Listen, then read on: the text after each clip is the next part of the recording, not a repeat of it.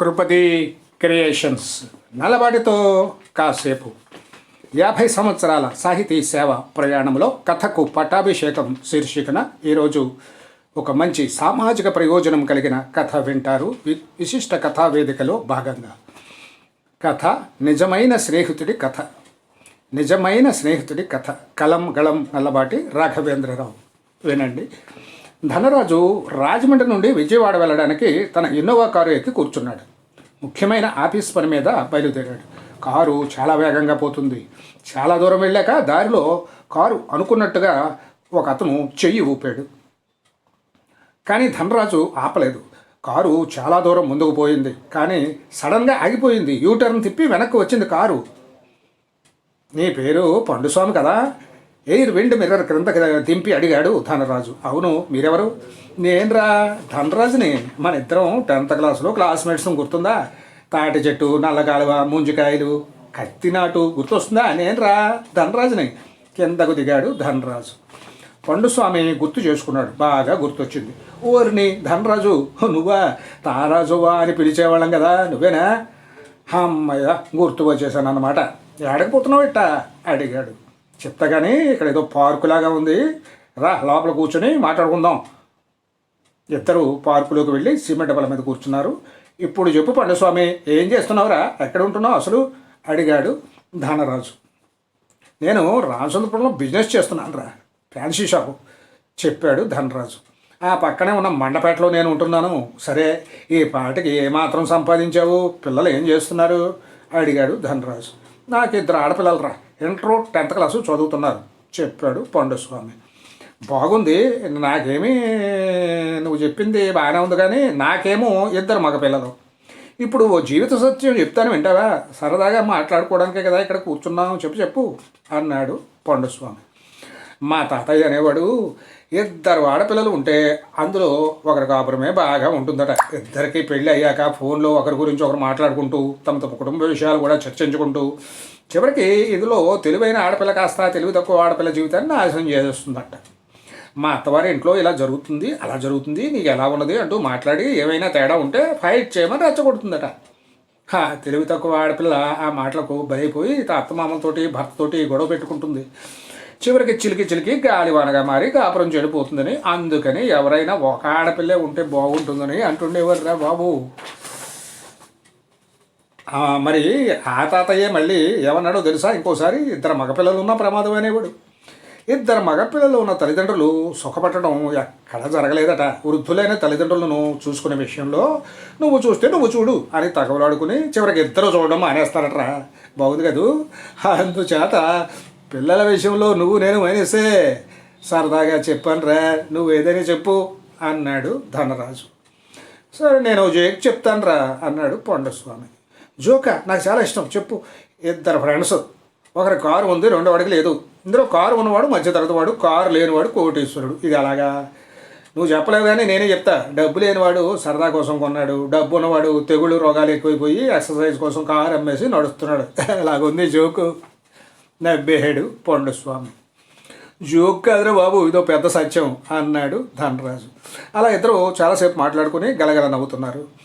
ధనరాజు తను చాలా కోటేశ్వరుడని, 2 బిల్డింగులు, 3 కార్లు, 4 సైట్లు, 3 వ్యాపారాలు, ఒక రైస్ మిల్లు సంపాదించానని చెప్పుకున్నాడు. కానీ 20 కోట్ల ఆస్తి ఉన్నా బీపీ షుగరు జబ్బులకు బలైపోయానని, నిద్ర సరిగా పట్టని స్థితిలో ఉన్నానని, తను డబ్బు సంపాదించుకోవడం పెట్టడానికి 24 గంటల సమయం సరిపోవట్లేదని చెప్పుకొచ్చాడు. కడుపు నిండా తింటే తినలేకపోతున్నానని తన విషయం చెప్పుకొచ్చి పండుస్వామిని అతని ఆర్థిక పరిస్థితులు చెప్పమని అడిగాడు. పండుస్వామి గలగల నవ్వేశాడు. ధనరాజుకు అర్థం కాలేదు. ఎరా ఫ్రెండ్ దగ్గర వస్తున్నావా? నేను చెప్పలేదా నా విషయాలు అన్నాడు ధనరాజు. చెప్పడానికి ఏముందిరా, నీ అంత సంపాదన కాదురా నాది అన్నాడు పండుస్వామి. అది సరే, అసలు ఏమాత్రం సంపాదించు చెప్పు, ఏం కొన్నావు అడిగాడు ధనరాజు. ఎందుకులే అన్నాడు పండుస్వామి.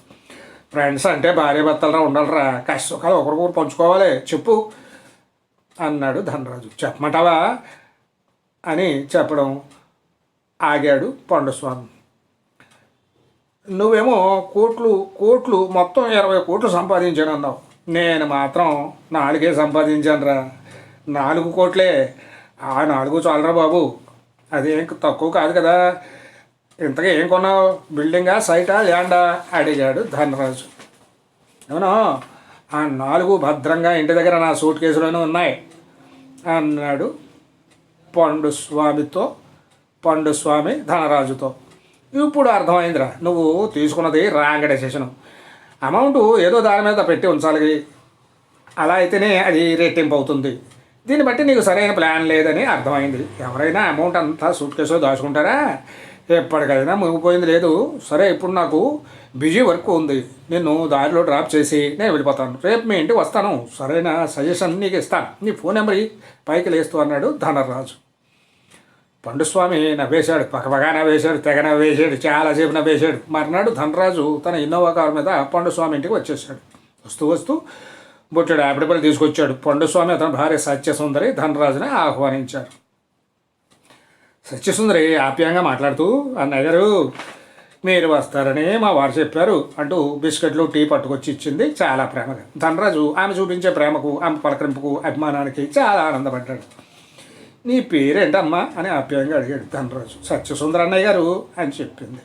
చాలా బాగుందమ్మా, ఈ వెధవ పండుస్వామి గడు నా ఫ్రెండు నేను బాగా చూసుకుంటున్నాడా, వీడికి ప్రాపర్టీ డెవలప్ చేయడం మాత్రం అసలు రాదమ్మా, అది నేర్పుదాని వచ్చాను అన్నాడు.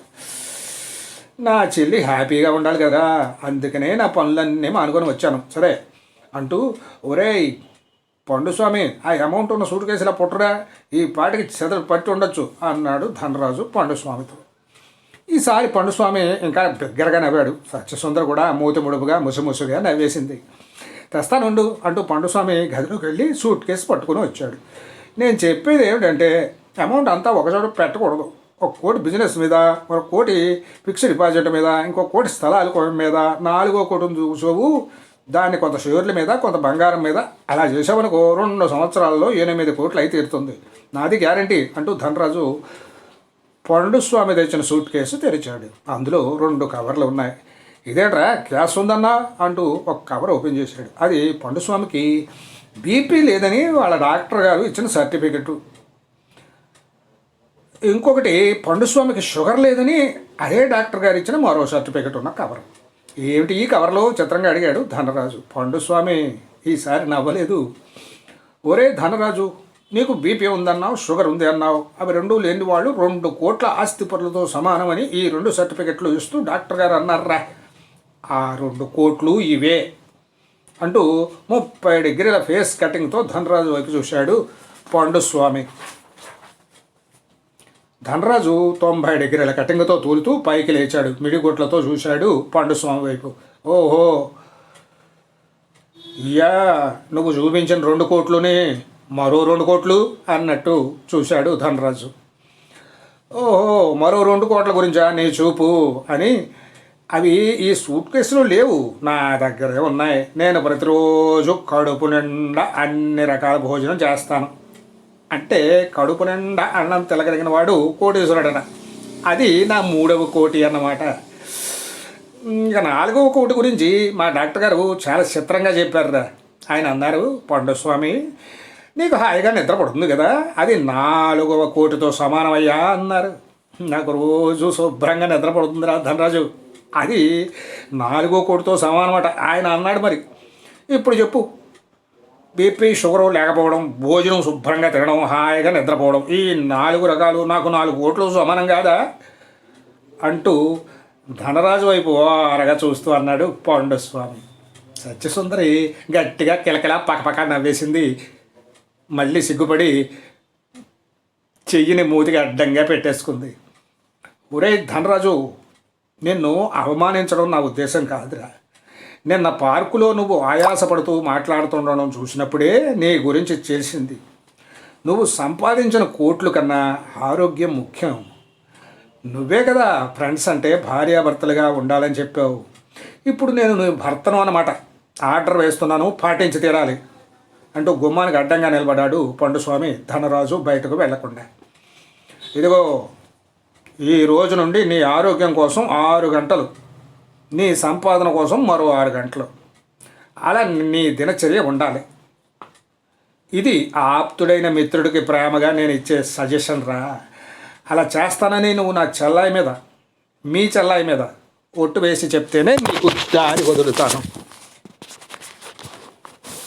లేదంటే కుదరదు అంటూ ఖచ్చితంగా చెప్పాడు. మిత్రుని ప్రేమకు ఆప్యాయతకు పులకరించిపోయాడు ధనరాజు. సరే అంటూ పండుస్వామిని గట్టిగా ఆలింగనం చేసుకున్నాడు ధనరాజు.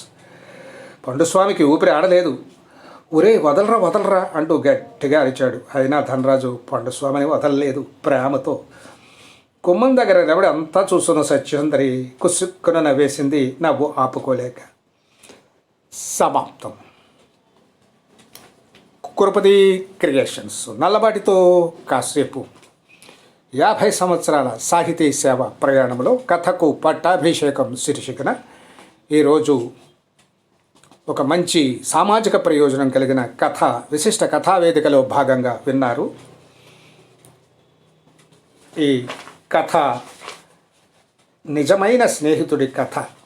కలం గళం నల్లబాటి రాఘవేంద్రరావు. ఈరోజు ఒక మంచి కథ విన్నారు కదా. మరి ఒకసారి ఒక మంచి కథతో అవార్డులు రివార్డులు పొందిన కథతో మీ ముందుకు వస్తాను. అంతవరకు సెలవు. మరి మీ